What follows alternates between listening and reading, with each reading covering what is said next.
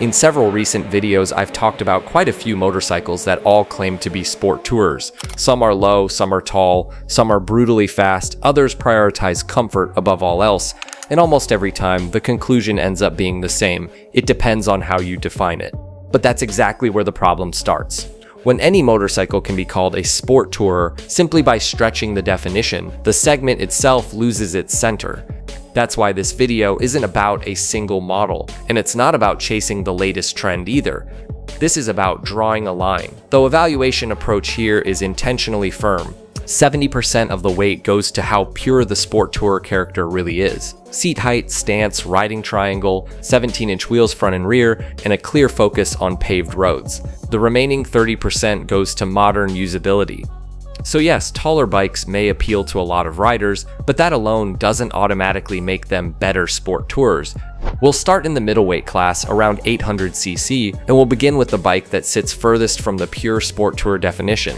The BMW F900 XR is an absolute blast when ridden hard. Its 895cc parallel twin is punchy and responsive, the chassis feels sharp, and in terms of outright performance, the bike feels alive. With a seat height of around 825mm and 17-inch wheels, it still qualifies as a sport tourer on paper. But once you take it on longer journeys, the character starts to feel a bit restless. The riding triangle is more demanding, the seating position is tall, and the focus leans more toward aggression than relaxation. The F900 XR is fun, but a true sport tourer should also make you want to stay in the saddle for hours without mental fatigue.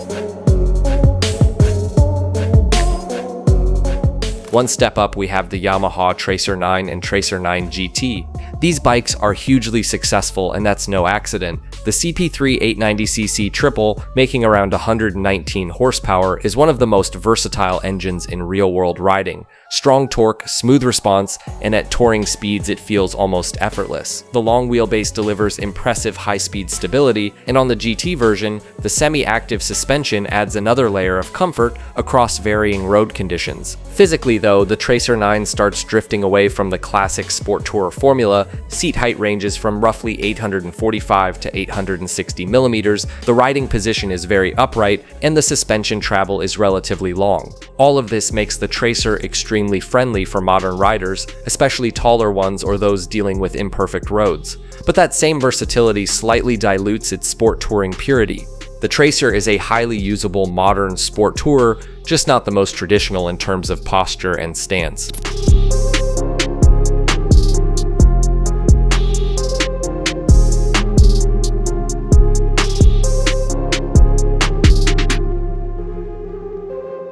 And this brings us to the bike that sparks the most debate, the Triumph Tiger Sport 800 Tour.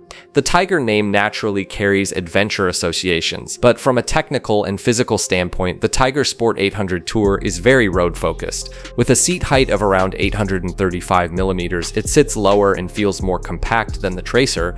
The wheelbase is shorter, the stance tighter, and the riding triangle feels closer to a low-slung GT than a tall crossover. Its 800cc 3-cylinder engine produces around 113 horsepower, and the character fits sport touring remarkably well. The mid-range is lively without being tiring. At cruising speeds, the engine feels smooth and relaxed, while on twisty roads it still delivers agility and engagement. The Tour version adds a more serious windscreen and luggage readiness without altering the bike's core character.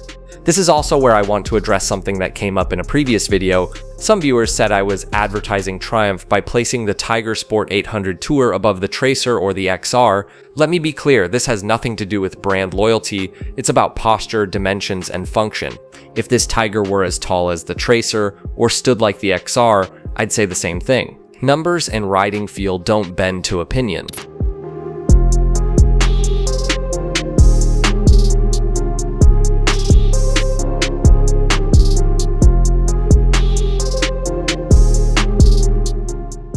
Now we move into the 1000cc plus category, where the definition of a sport tourer is truly put to the test. We'll start with the most extreme machine in the big bike class, the BMW S1000 XR. In terms of performance, it's a monster.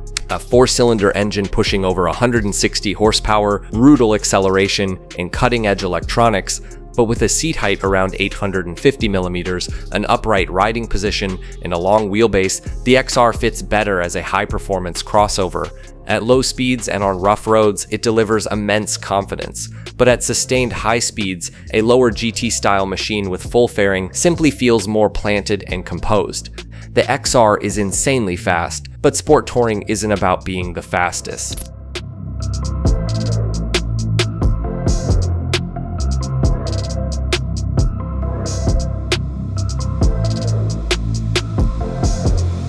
Next is the Kawasaki Ninja 1100 SX. This is the final evolution of the classic sport tourer template, a seat height around 820mm, 17-inch wheels front and rear, low-set ergonomics, and a smooth inline-4 with stronger torque than previous generations. The Ninja 1100 SX doesn't try to reinvent the segment, it refines the old formula. Stable, comfortable, and exceptionally well-suited for fast, long-distance travel. Conceptually, though, it's more about preserving tradition than redefining direction.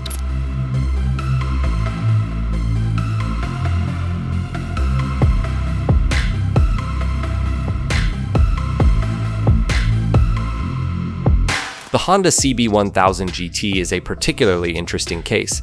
In concept and dimensions, it's very much a sport tourer.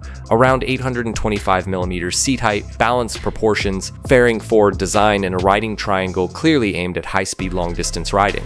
The engine is based on Honda's proven inline-4 platform with smooth, usable power delivery. What this bike needs isn't proof of Honda's quality, that part is a given, but real-world time, how the suspension behaves under full load, how the ergonomics feel after hundreds of kilometers, and how well it balances sportiness and comfort in daily use. Not because it's questionable, but because it's simply too new to crown just yet.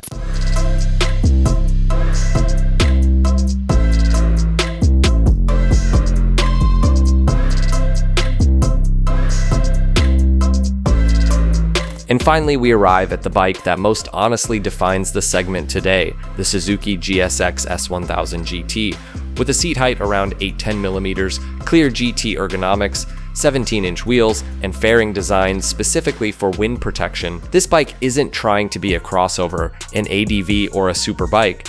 The 999cc inline 4, derived from the legendary K5 era GSX R1000, is powerful, but what makes it ideal for touring is how that power is delivered. Smooth, stable, and exceptionally calm at high speeds. The riding triangle is relaxed, the knee angle is long-distance friendly, and its high-speed stability is among the best in the class. This is a modern sport tourer that knows exactly what it is.